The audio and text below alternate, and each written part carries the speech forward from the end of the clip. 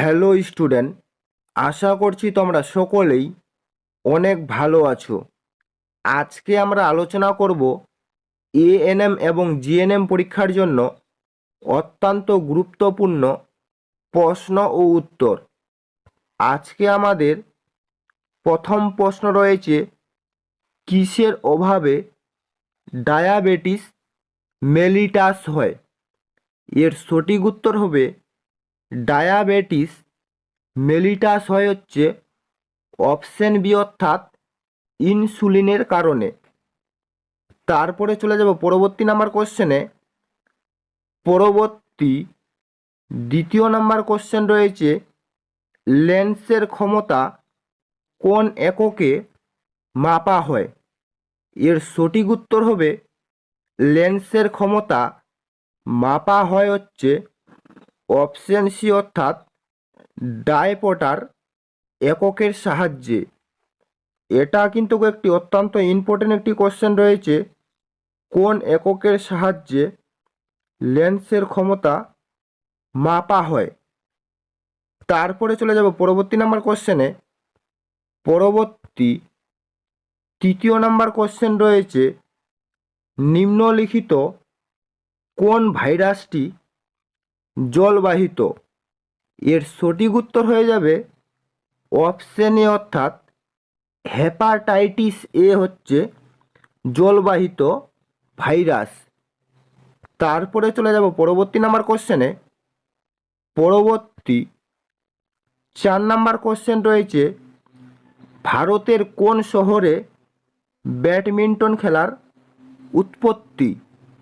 এর সঠিক উত্তর হবে ভারতের হচ্ছে অপশন এ, অর্থাৎ পুনা শহরে হচ্ছে ব্যাডমিন্টন খেলার উৎপত্তি হয়।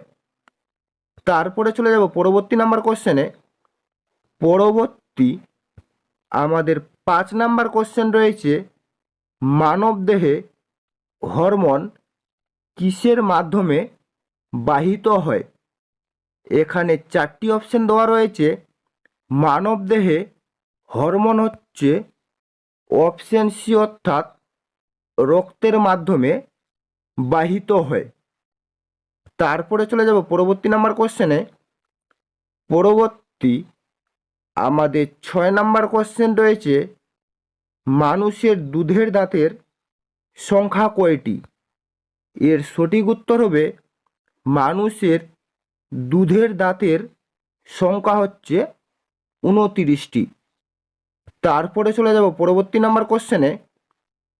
পরবর্তী 7 নাম্বার কোশ্চেন রয়েছে, নিচের কোন নদীটি মুর্শিদাবাদ জেলাকে দুটি ভাগে ভাগ করেছে? এর সঠিক উত্তর হয়ে যাবে অপশন ডি, অর্থাৎ ভাগীরথী নদীটি হচ্ছে মুর্শিদাবাদ জেলাকে দুটি ভাগে ভাগ করেছে। এটাও একটি অত্যন্ত ইম্পর্টেন্ট একটি কোশ্চেন রয়েছে, নিচের কোন নদীটি মুর্শিদাবাদ জেলাকে দুটি ভাগে ভাগ করেছে। তারপরে চলে যাব পরবর্তী নাম্বার কোশ্চেনে। পরবর্তী 8 নাম্বার কোশ্চেন রয়েছে, প্রাচীনকালে রকেটের জ্বালানি হিসাবে কি ব্যবহার করা হতো? এর সঠিক উত্তর হবে প্রাচীনকালে রকেটের জ্বালানি হিসাবে হচ্ছে অপশন বি, অর্থাৎ বারুদ ব্যবহার করা হতো। তারপরে চলে যাব পরবর্তী নাম্বার কোশ্চেনে। পরবর্তী আমাদের 9 নাম্বার কোশ্চেন রয়েছে, স্বদেশী ভাণ্ডার কে তৈরি করেছিলেন? এর সঠিক উত্তর হবে স্বদেশী ভাণ্ডার তৈরি করেছিলেন হচ্ছে রবীন্দ্রনাথ ঠাকুর। তারপরে চলে যাব পরবর্তী নাম্বার কোশ্চেনে। পরবর্তী 10 নাম্বার কোশ্চেন রয়েছে, বাতাস কোন ধরনের পদার্থ? এখানে 4টি অপশন দেওয়া রয়েছে, বাতাস কোন ধরনের পদার্থ? এর সঠিক উত্তর হবে বাতাস হচ্ছে অপশন সি, অর্থাৎ মিশ্র পদার্থ। তারপরে চলে যাব পরবর্তী নাম্বার কোশ্চেনে। পরবর্তী 11 নম্বর কোশ্চেন রয়েছে, কোন হরমোন পত্রমোচন বিলম্বিত করে? এর সঠিক উত্তর হবে সাইটোকাইনিন হচ্ছে পত্রমোচন বিলম্বিত করে। তারপরে চলে যাব পরবর্তী নাম্বার কোশ্চেনে। পরবর্তী 12 নম্বর কোশ্চেন রয়েছে, কোন উপাদানের ভাঙ্গনের ফলে দূষিত ইউরিয়া উৎপন্ন হয়? এর সঠিক উত্তর হবে দূষিত ইউরিয়া উৎপন্ন হয় হচ্ছে প্রোটিন ভাঙ্গনের ফলে। তারপরে চলে যাব পরবর্তী নাম্বার কোশ্চেনে। পরবর্তী 13 নম্বর কোশ্চেন রয়েছে, কাকে ভারতের আধুনিক মানুষ বলা হয়? এটাও একটি অত্যন্ত ইম্পর্টেন্ট একটি কোশ্চেন রয়েছে, কাকে ভারতের আধুনিক মানুষ বলা হয়? এর সঠিক উত্তর হবে ভারতের হচ্ছে আধুনিক মানুষ বলা হয় হচ্ছে রামমোহন রায়কে। তারপরে চলে যাব পরবর্তী নাম্বার কোশ্চেনে।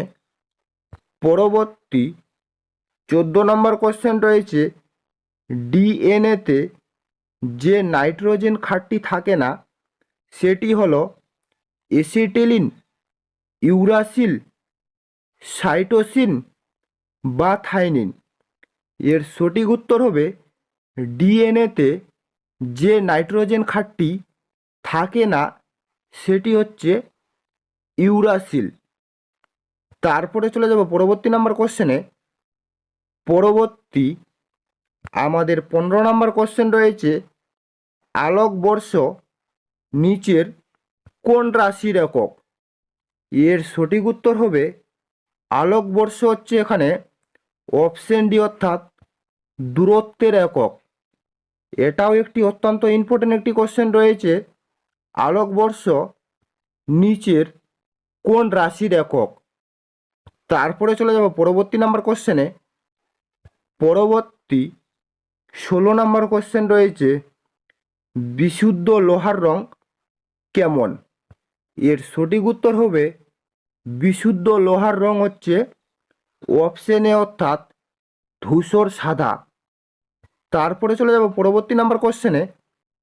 পরবর্তী 17 নম্বর কোশ্চেন রয়েছে, মাটিতে নাইট্রোজেন বন্ধনে কোন মৌল সাহায্য করে?